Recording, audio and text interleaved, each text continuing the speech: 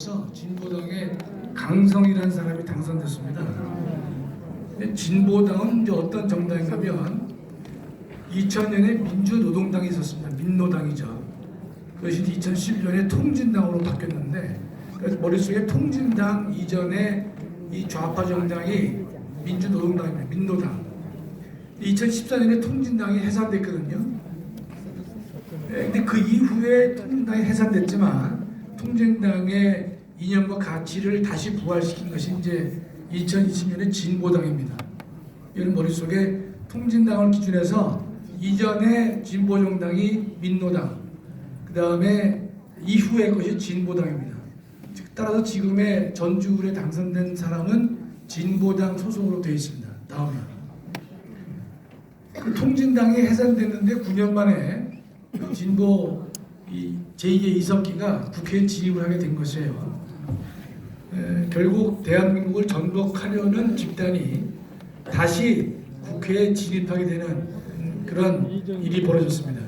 이 일에 민주당이 일조를 많이 했죠. 다음이요. 이 강성희가 전주울에서 선거 포스터 벽본데 고맙습니다 민주당 보이시죠? 저걸 왜 저렇게 하느냐? 전주을의 민주당이 자신의 후보를 공천하지 않았습니다. 공천하지 않음으로써 강성희가 당선되는데 결정적인 기여를 했기 때문에 고맙습니다 민주당 이렇게 할 수밖에 없는 것이죠. 다음이요. 민주당의 이와 같은 행태가 어제 올 일이 아닙니다. 2012년에는 민주당이 선거연대를 통해서 통진당에게 13석을 몰아줍니다. 그래서 종북 세력의 부활의 길을 열어준 사람들이 더불어민주당인데 다행히 이제 이 통진당이 2014년에 정당 해산 판결을 받은 것이죠. 다음이요. 그런데 이제 문제는 통진당이 해산됐는데 그때 통진당 자체가 해산됐거든요. 국회의원도 자격이 박탈됐는데 통진당의 지도부나 당원에 대해서 국가보안법 위반 혐의를 수사하지 않았습니다. 박근혜 정부 때입니다. 그 다음에 지방 의원에 대한 의원직 박탈이 없었다. 이게 무슨 뜻인가요? 다음이요. 그럼 국회가 정당이 해산되면 정당이 없어지면서 정당의 국회의원들은 의원 자격을 박탈당합니다. 그 독일도 마찬가지예요.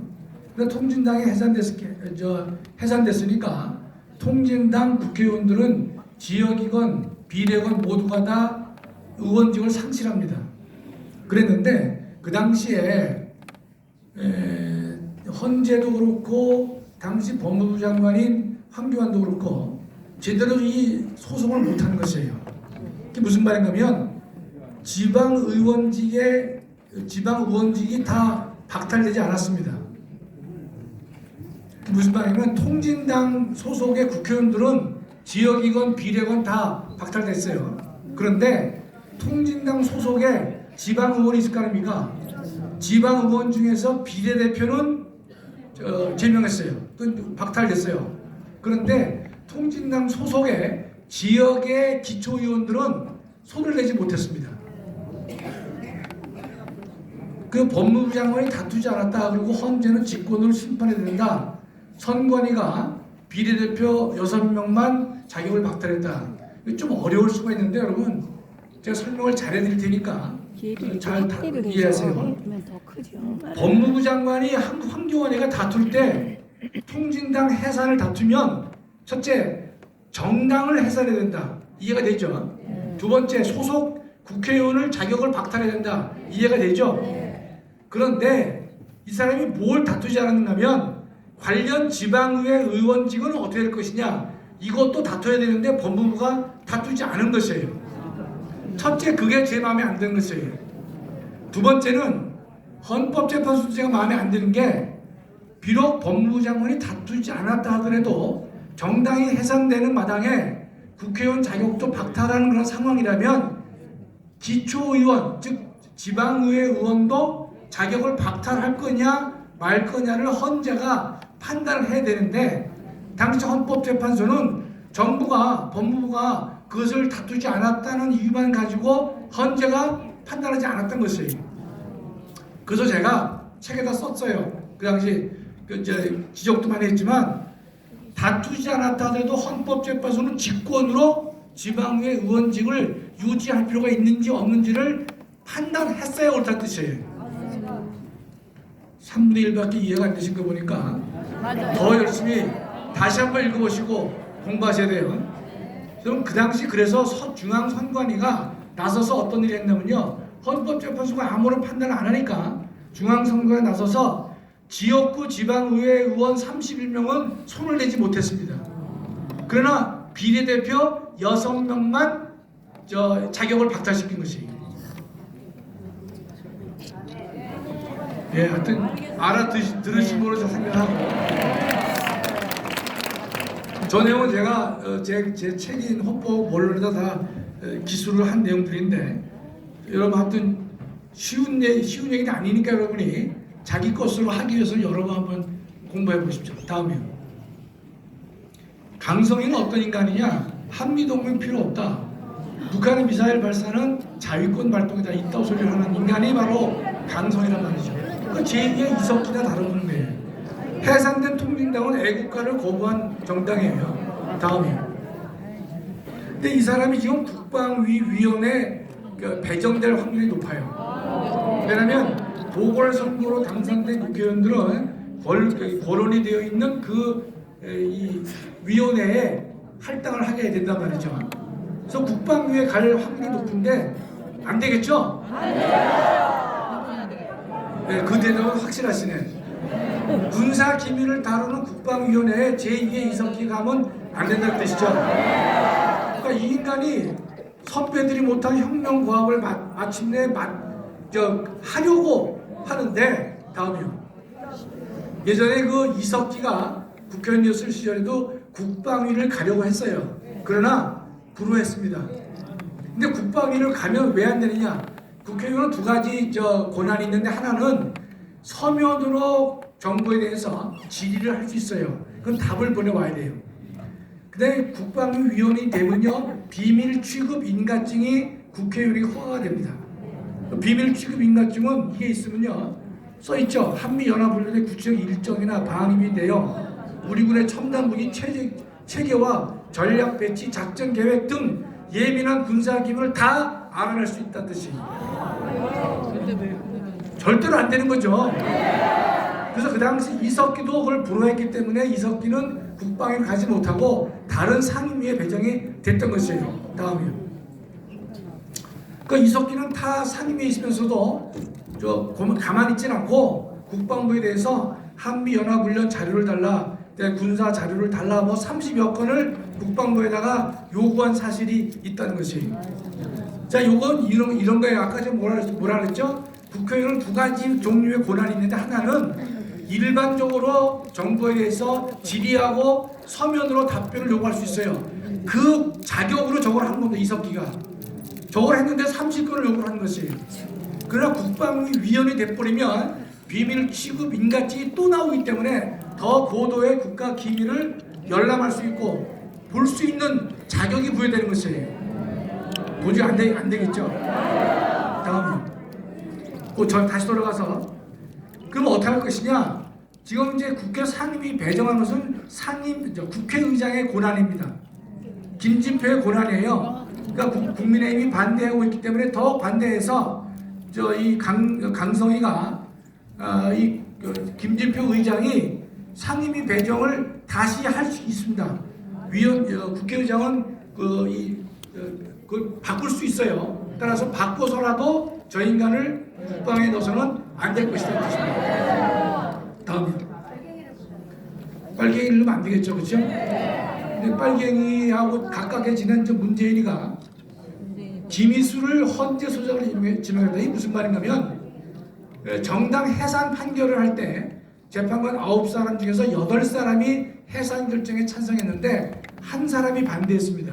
그게 김희수입니다. 김희수가 문재인이가 지정한 민주당에서 선출한 인간인데, 김희수만이 정당 해산에 있어서 한 명만 반대했어요. 근데 그 반대한 그 인간을 문재인이가 헌법재판소장으로 임명하려고 했습니다.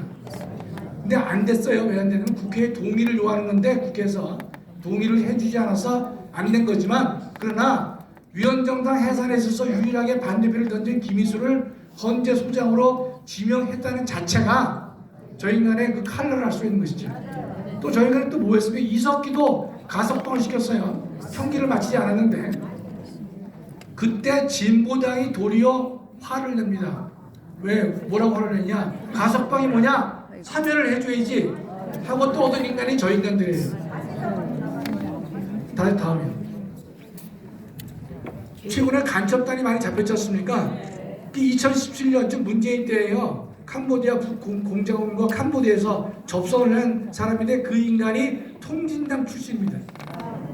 그러니까 통진당이 해산됐지만, 통진당은 껍데기는 해산됐지만, 물론 국회의원도 자격을 박탈했지만 그 뿌리들이 많이 남아있는 거예요. 그 당시 통진당이 해산될 정도라면요, 통진당의 지도부, 당원, 그런 사람들을 국가보안법으로 수사를 해가지고 간첩인지 아닌지를 밝혀내서 처벌을 해서 씨를 말려야 되는데, 당시에 박근혜 대통령이 똑바로 못했다 이 뜻입니다. 그 다음에 그 통진당 저 강모 씨라고 하는, 이름이 안 나오는데, 저 친구가 어떻게 했습니까? 북한의 지령을 13건 수령했고 대북 보고문을 14건 작성했다고 지금 수사가 나와 있어요. 그러면 밝혀진 게 13건이 14건이면 실제로 얼마나 많은 걸 받았겠어요. 맞아요. 그렇죠? 저기 다 문재인 때 한 겁니다. 다음. 최근에 울산 교육감이 누가 됐습니까? 보수 교육감이 안 됐어요. 보수 성향의 교육감이 안 되고 진보 성향의 교육감이 됐다니까요. 울산에서. 울산에서 오신 분들은 반성하세요. 윤 대통령이 울산에서 54%를 득표했어요.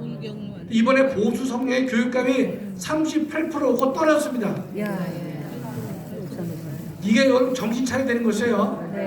그런데 지금 목사님께서는 윤 대통령이 이긴 그 지역구는 우리가 유리하다고 말씀하시지만, 지금 보면요, 울산에서 54%를 대통령이 득표했는데 교육감이 38%고 떨어졌어요.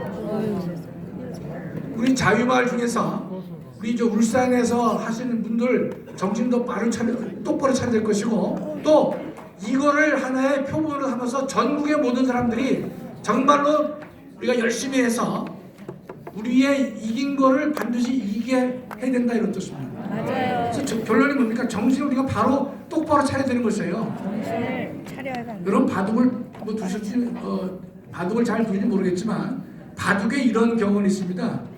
이긴 바둑 이기기 어렵다는 것이에요. 이긴 바둑 이기기 어렵다 그랬어요. 초반에 내가 이기고 있어요. 유리해요. 그러나 끝까지 이길지는 우리가 두고 봐야 되는 것이에요. 맞아요. 골프도 그렇잖아요. 장갑 벗을 때 한다는 거 그 말 하잖아요. 끝까지 우리가 노력해야만 정신 차려서 우리를 가다듬고, 야 우리가 좀 유리한 것 같다, 자회발이 좀 잘 되는 것 같다, 이 정도가 좀 안 됩니다. 맞아. 확실하게 노력해가지고 우리가 내년 4월 10일 총선거에서 100% 우리가 우위를 점하고 이길 수 있도록 해야 되는데, 그 일에 자유마을 모든 우리 구성원들이 정말로 최선을 다해서 승리의 이 결론을 잘 만들어내시면 고맙겠습니다. 감사합니다.